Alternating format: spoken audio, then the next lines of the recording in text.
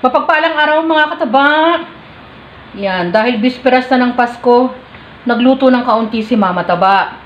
Meron tayong pinapaitan. Yung pinapaitan natin mga kataba, ang ginamit ko lang dyan ay ang ating kalamansi. Hindi ako naglalagay ng kung anong pampait o yung parang apdo mga kataba. Ang inilalagay ko dyan ay yung balat ng kalamansi.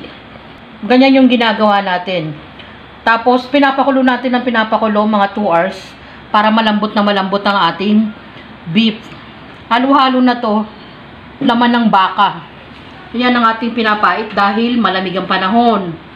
At meron naman tayong chicken inasal. No, ito naman minarinate ko muna.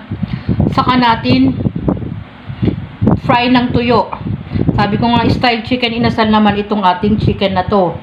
No, binabad ko muna yan sa toyo kalamansi. Wala tong sugar mga kataba at sinamahan ko ng oyster sauce. At yung graham naman natin, yan.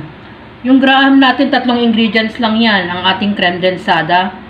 Bali ilang patong, 2 patong yung inilagay kong ating fruit cocktail. Merong sa gitna. At yan ang pinang-ibabaw natin. So, kayo yung mag-isip kung anong gusto nyong pang-topping sa ating crema di fruta. At meron din naman tayong, syempre, ang ating pansit. Yung pansit naman natin. Yan, mix yan ng canton at bihon.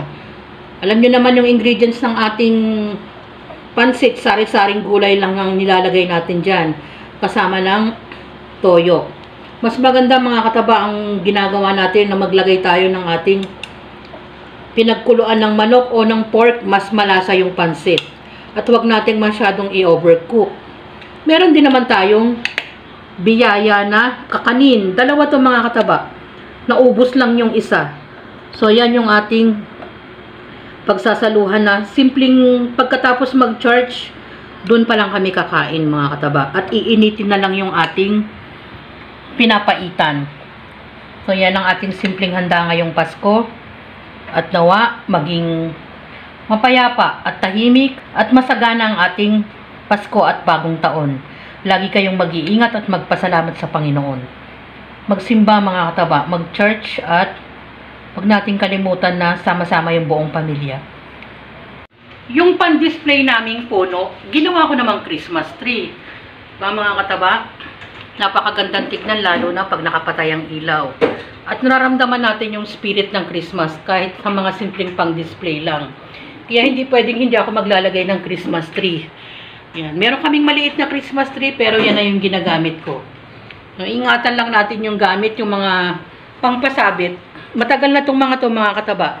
Mga dekada na ang binibilang ng mga pinangsabit ko dyan. So yan. Greetings from Mama Taba Team. Merry Christmas sa inyong lahat. At huwag natin kakalimutan magpasalamat sa buong taon na lumipas na magkakasama pa rin tayo kasama ng buong pamilya. Huwag nating kalimutan yung spirit ng Christmas. Ba't tayo nagse-celebrate ng Christmas mga kataba?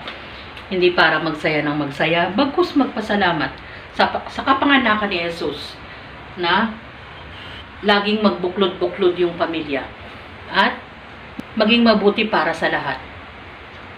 Merry Christmas kasama ng Mama Taba Team.